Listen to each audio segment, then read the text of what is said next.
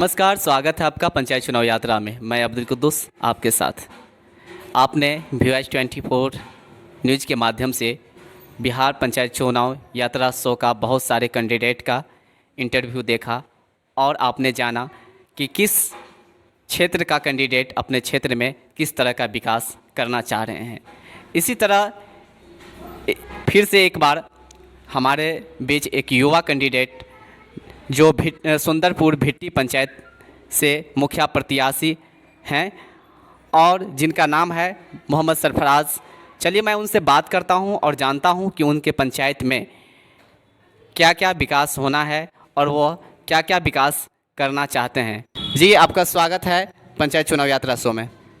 जी बहुत बहुत धन्यवाद। पंचायत चुनाव में जो है बहुत सारे पद आते हैं। जिला परिषद हो गया, पंचायत समिति हो गया, वार्ड सदस्य हो गया, सरपंच। फिर भी आपने मुखिया पद ही क्यों चुना? देखिए, सबसे पहले मुखिया पद हमने इसलिए चुना क्योंकि जनता का, देखिए जनता जनार्दन जो होती है वो सबसे बड़ी मालिक होती है जनता। तो जनता ने हमको पंचायत चुनाव में मुखिया पद पे ही लड़ने के लिए जो है से प्रेरित किया और हम उसको जो है से चुने। सबसे पहले तो मैं अपने पंचायत के बारे में बता दूं कि हमारे पंचायत में लगभग जो है से खर्रा आ गया, फिर जो है सुंदरपुर भिट्टी आ गया, फिर अंदरी टोला आ गया, फिर जो है नीमा है, फिर लखनपट्टी है, उसके बाद जो है से अगसपुरा है। ये इस तरीके का और भी कुछ मतलब टोला है, छोटा छोटा टोला है, तो वह एक मिलके एक पंचायत बना हुआ है। अभी जो नल जल योजना है, बहुत सारी योजना आती है तो लोगों को जो पहुंचना चाहिए, जो जिसका हकदार होता है उसको मिल नहीं रहा। तो उसी को लेकर के हम जो ऐसे आए हैं, बोले नहीं एक मतलब जो सामाजिक का स्तर से जो काम है हम उसको सही ढंग से और सुचारू रूप से हम उसको करके हम जो से जनता के बीच में ला के और सही तरीके से हम उसको दिखाएँ। बस। आपके पंचायत में कुल वोटों की संख्या कितनी है? कुल वोटों की संख्या देखिए, वैसे तो हमारे यहाँ 5500 5000 के करीब है। तो आप राजनीतिक में कब से हैं? देखिए, राजनीति में तो हम अभी फ़िलहाल जो है जब से पढ़ाई कर रहे हैं तब से हमारा मतलब इंटरेस्ट राजनीति में ही है। लेकिन पिछले बार हम जो है पंचायत चुनाव ही मतलब समिति पद से लड़ने वाले थे, लेकिन वहाँ पे सीट आरक्षित की वजह से हम लड़ नहीं पाए।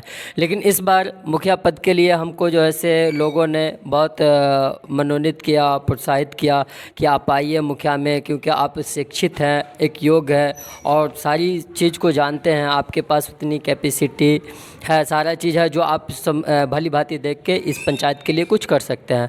तो हम आए। अभी फ़िलहाल आप क्या कर रहे हैं? क्योंकि आप एक युवा है, देखने से लग रहा है। और आपका क्या उम्र हो रहा है और अभी कर क्या रहे हैं आप?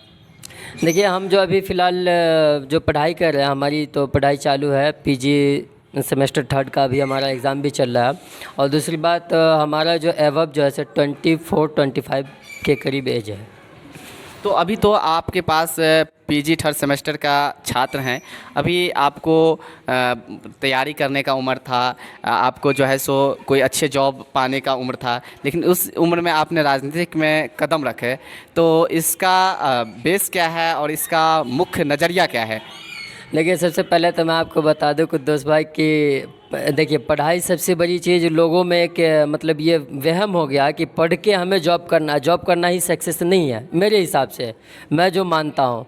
तो पढ़ लिख के एक सबसे पहले आप एक अच्छे इंसान बनिए जो मानवता को दर्शाता हो। आप जो कार्य कर रहे हैं आपकी इंसानियत को दर्शाता हो, आपके एजुकेशन को दर्शाता हो, बड़े छोटे की तमीज़ हो। आप पंचायत में, आपके गांव में, समाज में हमसे नीचे जो हैं जो लोग, वो किस तरीके से रह रहे हैं, क्या उसके सुख दुख में हम साथ आ रहे हैं या नहीं आ रहे हैं।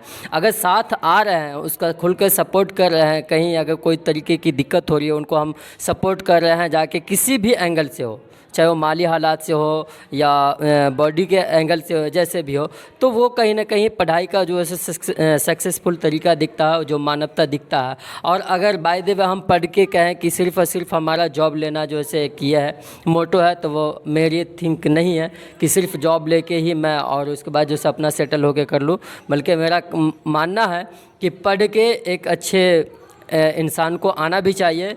पढ़ाई लिखाई के बाद आप आएँ, सामाजिक स्तर से हो, जो भी हो, समाज में काम करें, जो कमी बेसी है उसको दूर करें।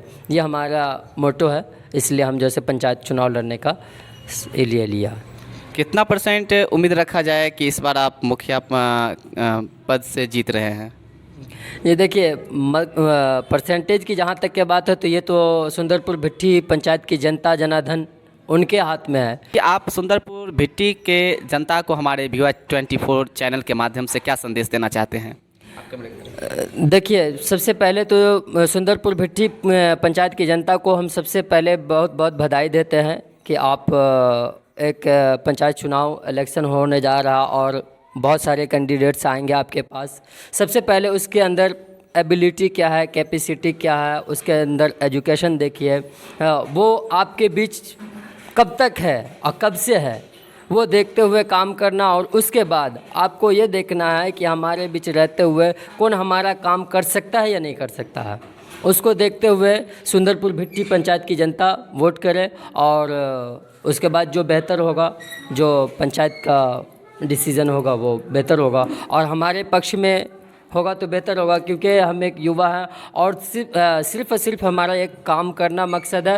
एक पंचायत को जो है से स्मार्ट सिटी, जैसे मोदी जी ने कहा था कि स्मार्ट सिटी स्मार्ट स्टेट बनाएंगे, तो हम भी चाहते हैं कि हमारा पंचायत भी एक स्मार्ट पंचायत बने, उसको उस तरीके से और जितना बढ़िया ढंग से हो हम उसको कार्य करने के लिए एकदम तत्पर हैं। और इंशाल्लाह जहाँ तक होगा हमारी मेहनत रहेगी और उसको हम काम करके और लोगों के बीच ला के दिखाएंगे कि रियल में अगर कोई आता है आपके पास, आपका वोट लेके चला जाता है, आपको ठगने का काम करता है, तो आप ठगाए नहीं, पहले सोचे समझे उसके बाद वोट करें और एक बार मौका अवश्य दें।